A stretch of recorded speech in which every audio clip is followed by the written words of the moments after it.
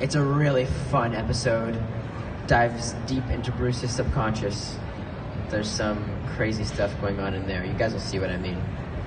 And we can't wait for it. From a personal standpoint, now that you're Bruce Wayne now. I mean, you own this character now. You're a piece of the history of it all. So every time you see something like Justice League just came out, anybody seen Justice League yet? Yeah. Do you take a personal stake in all of it? Like, does it feel more personal now? Like you root for it a little harder than you normally would have? Yeah, of course. And also, it's weird because there's also an element of kind of judging myself. Because, like, one of the tricky things that most roles that you're going to get as an actor they don't exist outside of the project that you're doing. This job is obviously a huge exception. Batman exists in so many different places in, 78 years of history in comic books, TV, and film. And also, at the same time, there's another guy portraying your same role, like in the movie that you just saw last night. And it's your role. It's the same person, theoretically.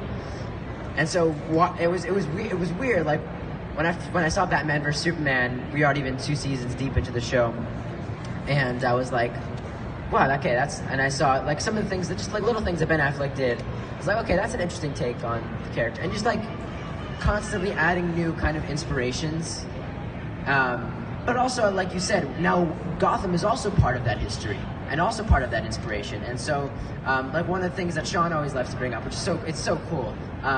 Gotham was the first incarnation of Alfred to make Alfred SAS. And guess what? Jeremy Irons' Alfred is now also SAS. And I don't think that's a coincidence. I think that, some of the things that we're doing are also translating and also becoming part of the canon and becoming part of what people are going to look at as maybe one day core Batman mythos. And I woun't be surprised if maybe a couple years down the line a Fish Mooney ends up in one of the comic books, right? That's how Harley Quinn started, right? From the animated show. Yeah. And now she's a staple of the whole Batman world. Well, speaking of staples of the Batman world, what do you think about Drew's Grundy? Dude, look at that! Oh my God, did you draw that? I'm sorry, I interrupted you. I just bought it. But are they selling that here? No way, you are? No, this is a real commercial for him on my last day. Oh, cool. We should have all vendors do this all the time. We got slack.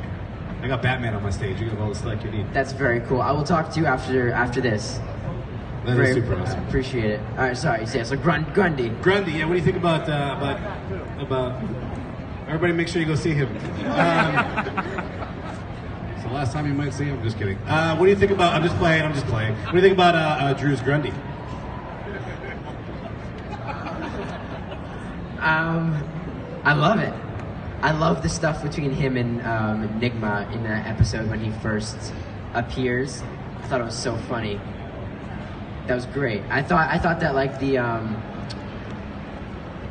foil between the two was really great. Enigma's like kind of high energy and like he's not super smart, but he's smarter than Grundy. I think Grundy's like this big it's a classic duo. It's like very of Mice and Men. But I loved it.